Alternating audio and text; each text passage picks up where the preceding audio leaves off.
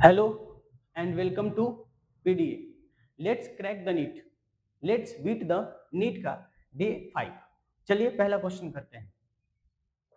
इस तरह के क्वेश्चन जब भी हमारे पास आता है तो हम क्या करते हैं, ऊपर वाला टर्म को दोनों को बराबर कर देते हैं। तो ए का जो डायमेंशन हो जाएगा वो हमारे पास कितना हो जाएगा, टी का स्क्वायर हो जाएगा।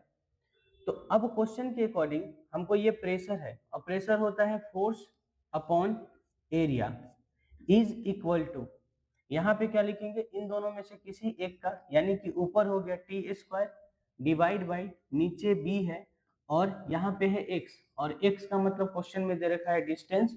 तो डिस्टेंस एक प्रकार का क्या है, लेंथ है, और लेंथ का क्या होता है, एल होता है, मतलब कि डिस्टेंस का डायमेंशन एल होता है। फोर्स का डायमेंशन होता है M L T minus two upon area का होता है L into L is equal to T square upon B into L. एक एल से एक एल यहाँ पे कट गया और एक एल से एक एल यहाँ कट गया। उसके बाद में हम बोल सकते हैं कि जो b का वैल्यू है वो मेरे पास कितना आ गया, b को इधर ले जाते हैं तो ऊपर बचता है टी स्क्वायर अपॉन नीचे बचता है m और t के पावर माइनस का 2। तो b जो पूरे तरह से बचता है वो बचता है t के पावर 4 अपॉन m माइनस 1, ऊपर चला जाएगा तो माइनस 1 हो जाएगा। हमसे बी ए अपॉन बी पूछा है, तो a upon B is equal to क्या रख सकते हैं यहाँ पे a के जगह पर t का स्क्वायर डिवाइड बाई b के जगह पर m के पावर माइनस 1 और यहाँ पे t के पावर जो है वो 4 हो जाएगा। तो अब यहाँ पे हमारे पास कितना आएगा, m ऊपर चला जाएगा तो m के पावर 1 हो जाएगा, l है नहीं तो l के पावर 0, और t जब ऊपर जाएगा तो t के पावर माइनस का 2 आ जाएगा। अब ये जो है कौन सा ऑप्शन मैच कर रहा है, m1 l0 t माइनस 2, तो ये ऑप्शन नंबर सेकेंड मैच कर गया। चलिए अगला क्वेश्चन देखते हैं। इसमें क्वेश्चन क्या दिया हुआ है कि if area A, velocity v and density rho दे रखा है and the base unit, then the dimensional formula of force can be represented by. अब इस तरह के क्वेश्चन को कैसे सिंप्लीफाई करते हैं, तो एक बार हम पहले इन सभी का डायमेंशन लिख लेते हैं। जैसे कि एरिया का डायमेंशन होता है एल का स्क्वायर, वेलोसिटी का डायमेंशन होता है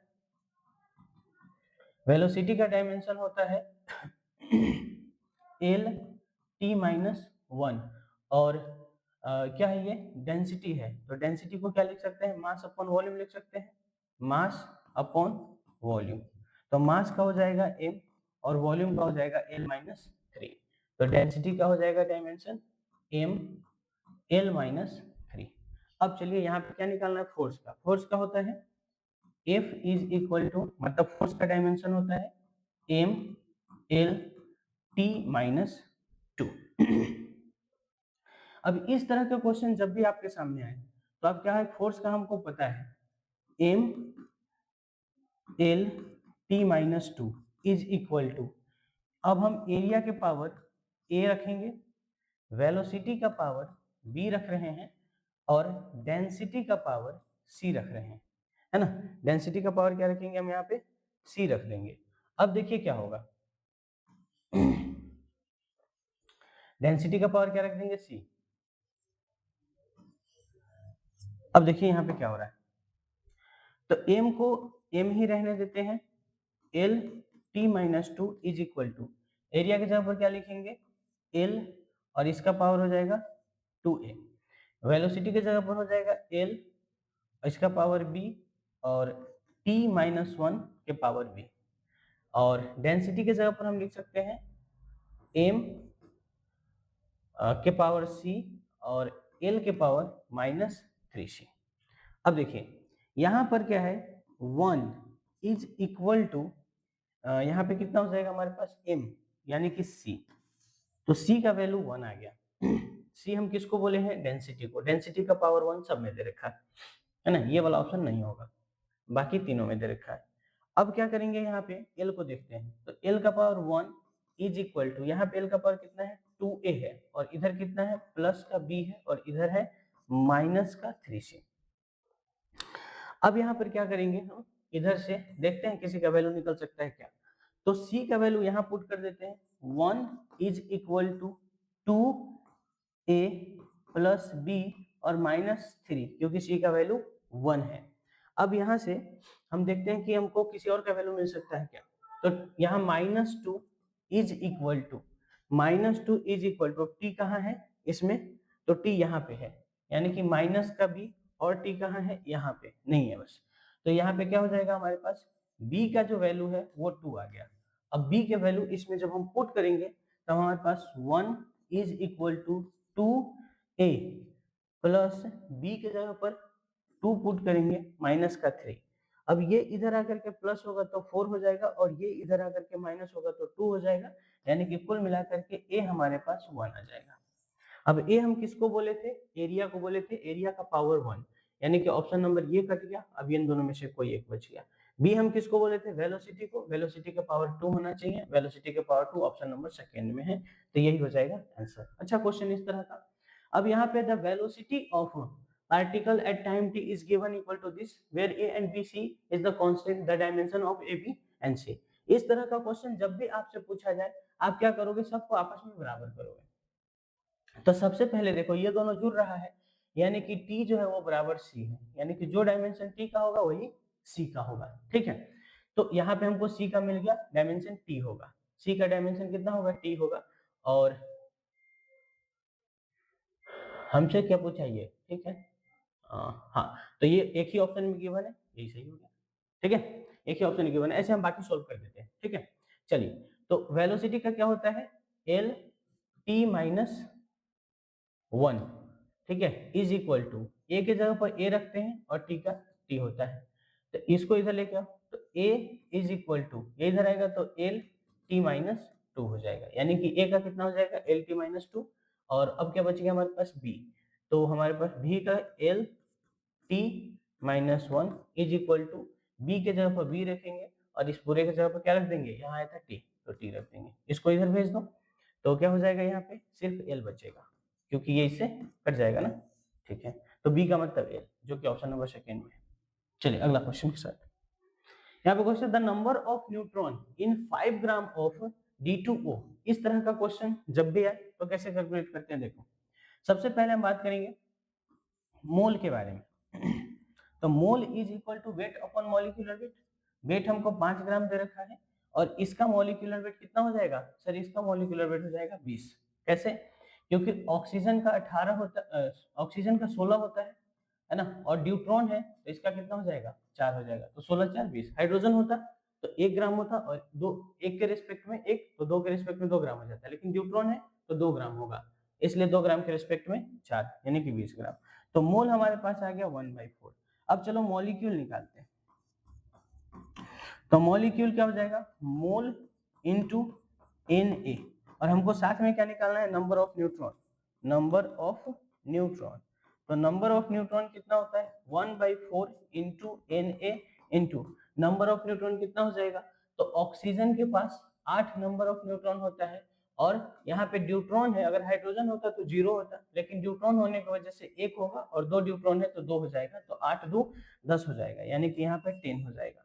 तो कुल मिलाकर के हमारे पास वैल्यू गिवन है, तो कितना हो जाएगा 10, यानी कि 2.5, इसको काटो तो कितना बन जाएगा 2.5 इंटू Na, इतना नंबर ऑफ न्यूट्रॉन आ जाएगा, 2.5 इंटू Na हो जाएगा, तो 2.5 इंटू Na आ गया।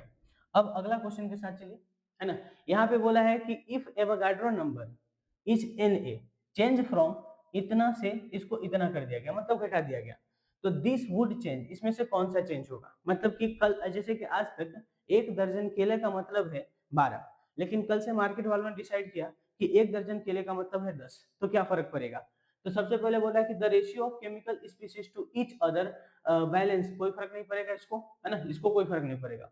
The ratio of element to each other in the compound, इसको भी कोई फर्क नहीं पड़ेगा, क्योंकि पहले भी मोल का मोल मतलब था, अभी भी मतलब उसको खाली नंबर घटा दिया गया बाकी चीज पे चेंज नहीं किया गया, इसलिए कोई फर्क नहीं पड़ेगा। The definition of mass of unit gram, ये भी कोई फर्क नहीं पड़ेगा, लेकिन मास को फर्क पड़ेगा, क्योंकि 10 केले का मतलब मान लो 12 केले का मतलब 1 kg होता था, है ना, 12 केला का मतलब 1 केजी होता था है ना। तो यहाँ पे 10 केला का मतलब हो जाएगा 1 केजी से जरूर थोड़ा सा कम हो जाएगा, इसलिए किसको फर्क पड़ेगा, mass of 1 mole of carbon को फर्क पड़ेगा, बाकी किसी को कोई फर्क नहीं पड़ेगा। अब यहाँ बोला कि एवोगाड्रो नंबर जो Na है इज चेंज फ्रॉम, अच्छा दोबारा हो गया है, चलो कोई बात नहीं। अगला question, which of the following statement is true. पहला, an element of substance containing only one kind of atom, सही बात है। A compound can decompose into its component, बात सही है। All homologous mixture are called solution, सही बात है। जितना भी homologous mixture है सबके सब solution है। तो कौन सा ऑप्शन हो जाएगा, all of the above, यानी कि इसका क्वेश्चन का आंसर हो जाएगा 4। ठीक है, अब अगला क्वेश्चन देखिए। यहाँ पे बोला कि read the following statement, 4 statement दिया हुआ है, उसको पढ़ो और पढ़ करके आंसर बताओ। तो बोला कि read the following statement, salivary gland is a exocrine gland, ये सही है। उसके बाद forming of cockroach arise from prothorax, prothorax से कोई भी विंग्स अराइज ही नहीं होता है, विंग्स अराइज होता है मेटाथोरिक्स और मीजोथेरिक्स से, तो ये मीजोथेरिक्स से अराइज होता है, यानी कि ये गलत हो गया। उसके बाद frogs is a ureotelic animal, frog ureotelic है, सही बात है ना। उसके बाद में intercalated disc is present in cardiac muscle, ये भी सही है। फ्रॉग हैज 3 चैम्बर हार्ट, ये भी सही है, यानी कि ऑप्शन नंबर ए सही है, सी सही है, डी सही है और ई सही है, ए सी डी ई, है ना, ये सही है। चलिए अब यहाँ पे क्या है, मैच द कॉलम है, तो कौन सा सही है। तो सबसे पहले हम क्या करते हैं, हल्का से शुरू करते हैं, एनल सर्काई, यहाँ पे ये हो जाएगा, है ना, मतलब 10th सेगमेंट। उसके बाद आता है हमारे पास टैगमिना, टैगमिना हम फॉरविंग को बोलते हैं, ठीक है। उसके बाद में एस्क्लेरोइड्स, तो एस्क्लेरोइड्स बच गया और गिजार्ड बच गया, तो गिजार्ड में चला जाएगा प्रोवेंटिक्यूलस, हाँ ठीक है, और एस्क्लेरोइड में चला जाएगा एक्सोस्केलेटन प्लेट, यस बिल्कुल सही है। चल यहाँ पर बोला given below two statement, one label as the assertion and other is a reason. चलिए इन दोनों के बारे में बात करते हैं। Ribosome are the agranular, गलत है, क्योंकि क्या होना चाहिए, ग्रेनुलर होना चाहिए, इसलिए ये गलत है, तो असर्शन हो गया गलत, मतलब रीजन सही होगा, है ना। रीजन के बारे में बोला है, ribosome are the compound of composed of ribonucleic acid and protein, सही बात है। राइबोन्यूक्लिक एसिड यानी कि आरएनए और प्रोटीन से मिलकर के बना होता है, तो क्या बोल सकते हैं यहाँ पे, असर्शन जो है सही है, असर्शन ट्रू है, और असर्शन गलत है और रीजन ट्रू है, यस। चलिए फिर से असर्शन का क्वेश्चन आ गया, the space limited by inner membrane of the chloroplast is called stroma, सही बात है ना, ये तो सही है। There are flattened membrane tubules is chloroplast called stroma lamellae, ये भी सही है, यानी कि असर्शन भी सही है, रीजन भी सही है, रीजन भी सही है, पर करेक्ट एक्सप्लेनेशन नहीं है, करेक्ट एक्सप्लेनेशन नहीं है ना, नहीं है, मतलब assertion and reason both are true but assertion is not but reason is not correct explanation of assertion। चलिए अगला question, read the following statement, इसमें कुछ स्टेटमेंट है और बताना है कि कितना स्टेटमेंट सही है, 1 2 3 करके, ठीक है।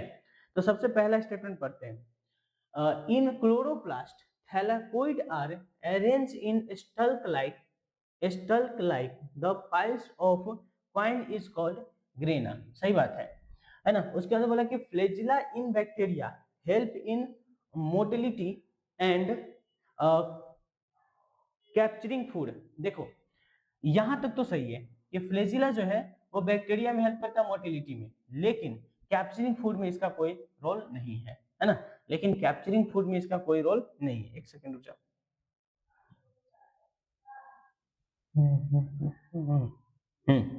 ठीक है चलो, तो कैप्चरिंग फूड में इसका कोई रोल,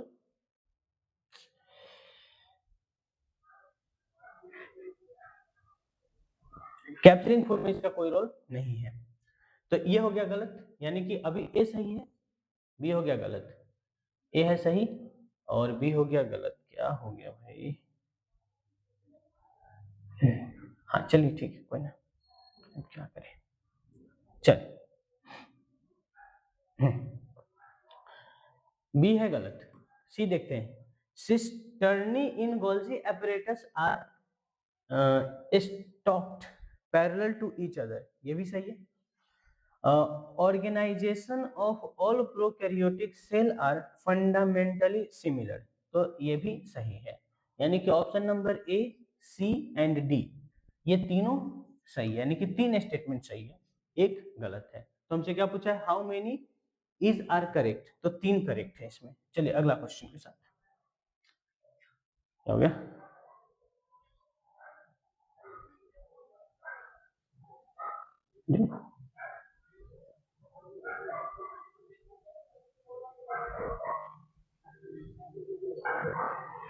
तो आज इतना ही क्वेश्चन था, तब तक के लिए पढ़ाई करते रहे। All the very best.